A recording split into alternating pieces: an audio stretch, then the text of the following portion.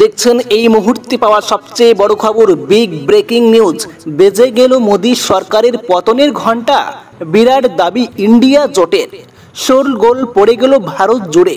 তাহলে কি সত্যি? বিস্তারিত তথ্য জানতে হলে অবশ্যই ভিডিওটা শেষ পর্যন্ত দেখবেন। চ্যানেলে নতুন থাকলে অবশ্যই সাবস্ক্রাইব করে অল নোটিফিকেশন অন করে রাখবেন। লাইক বাটনে ক্লিক করে একটি লাইক করে দিবেন। 2024-এর লোকসভা নির্বাচনে দেশ জুড়ে কাঙ্ক্ষিত ফলাফল করতে পারেনি বিজেপি। শুধু তাই নয়, 2014 এবং 2019 সালে বিজেপি সংখ্যা গরিষ্ঠভাবে সরকার গঠন করলেও এবারে তাদের কপালে জুটেছে মাত্র 240টি আসন। এমতো অবস্থায় তাদের সরকার গঠন ঘিরে শুরু হয়েছিল তুমুল জল্পনা। যদিও শেষ পর্যন্ত জোটের শরিকদের উপর ভর করে 272-এ ম্যাজিক ফিগার পেরিয়ে গিয়ে সরকার গঠন করেছে এনডিএর শিবির। পাশাপাশি ইতিমধ্যেই তৃতীয়বারের জন্য প্রধানমন্ত্রী হিসেবে কাজ শুরু করেছে নরেন্দ্র মোদী। তবে সবথেকে উল্লেখযোগ্য বিষয় হলো এবারের লোকসভা নির্বাচনে যথেষ্ট ভালো ফলাফল করেছে ইন্ডিয়া জোট। শুধু তাই নয়, তারা এটাও দাবি করেছে যে এনডিএ সরকার বেশিদিন টিকবে না।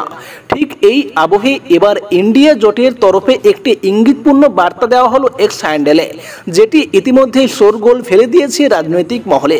মূলত বলিউড সুপার স্টার শাহরুখ খানের জনপ্রিয় সিনেমা পাঠানের একটি ডায়লগের আদলে সেখানে লেখা হয়েছে, আপনি কুর্সি কা পেটি বাদলো মৌসুম বদলনে বালা হে, যেটির বাংলা তর্জমা করলে দাঁড়ায়, চেয়ারের বেড লাগিয়ে নিন, আবহাওয়া পরিবর্তন হতে চলেছে। প্রসঙ্গতা উল্লেখ্য যে লোকসভা নির্বাচনে ফলাফলের পর কেন্দ্র সরকার গঠন নিয়ে বিভিন্ন নাটকীয় পরিবেশ তৈরি হয়েছিল, যেদিকে চোখ ছিল সমগ্র দেশের রাজনৈতিক মহলের।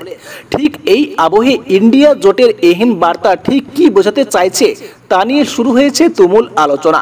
যদিও রাহুল গান্ধী কিছুদিন আগে জানিয়েছিলেন যে কোনো নতুন দলকে এই গঠবন্ধনে আনা হবে কিনা সেই বিষয়টি ইন্ডিয়া জোটের নেতৃত্ব ঠিক করবে, তারপরে এর পরিপ্রেক্ষিতে সিদ্ধান্ত নেওয়া হবে।